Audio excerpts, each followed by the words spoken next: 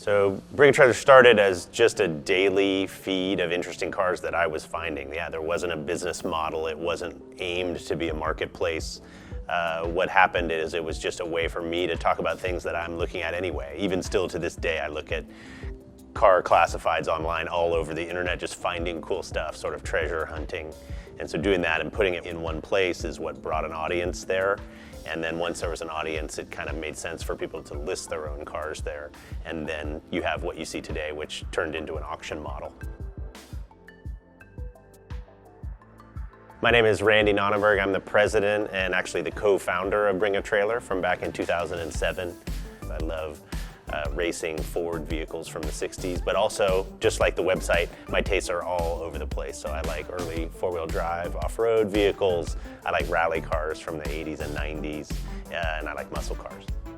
Bring a Trailer we turned on in 2007, and I was almost 30 years old by that point, and so I had been into cars since I was a little kid. Grew up going to the racetrack, Laguna Seca to the south and Sears Point up to the north, seeing interesting vintage races there and modern types of races. Also always loved the off-road scene. That was really popular in California where I grew up. But all of those sort of communities were all over the place in print magazines before the internet sort of made things really different in the 90s, I'd say. Late 90s and then early 2000s. Everything moved online really rapidly, but it was really messy. You had to dig through really archaic websites, and then eBay boomed, and eBay was like my favorite thing for a really long time because a lot of things were there. And then, some other websites that you would try to find where all these cars and stories are transitioning from print onto digital. But finding it all in one place was really hard, so I just sort of worked on this skill of being a treasure hunter and finding where this stuff was, kind of hidden all over the internet, and I would spend hours and hours doing that. And that yielded some interesting cars that I'd find in America and Europe, different places, and stuff that was really interesting to share with friends. And now, fast forward, auctions just really supercharged how many people were engaged to watch either as entertainment or as bidder or as seller. From the early days of BaT, it was all this sort of diverse taste that I had here in California of seeing different types of groups that were cool. There was the Datsun group, that was super interesting. There was the BMW guys, there's really early cars, and there's a Shelby crowd. All this sort of thing that was going on and swirling around independently. So a lot of it in the early days was really what I liked out of each of those and would go find out of each of those. But as it became a community thing, and the comments were so important and the discussion would lead to interesting places, it became pretty clear that the audience liked things that sometimes they weren't my specialty, or more interestingly, they knew more about something than I did, right? I didn't know what the best thing about a 240Z was. I'd never owned a 240Z, but in the comments we would get community members that were die-hard experts about these different things and had owned them.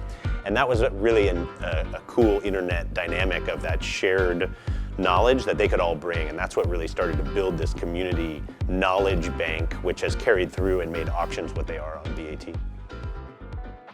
The way we kind of built the audience was to measure them by this constructive sort of benchmark. And that was hard for some people to get their minds around. And that was hard it was an evolving process, but that has brought us really where we are today with many long-standing members and even new members that see how people act.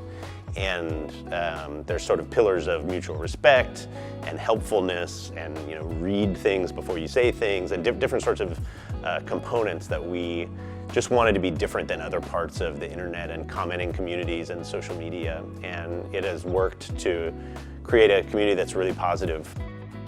Transparency is super important on Bring a Trailer, and is kind of one of the reasons it exists at all, is because a lot of people said when we turn on auctions, oh, we don't need another auction marketplace. Like, this won't work because we already have auctions, right? And transparency was missing from so many places, whether it's a live auction where you're throwing a bid but you don't know who the seller is and you don't know if they're telling you the truth or what's going on, to an online marketplace, which again can be unreliable and you don't really know.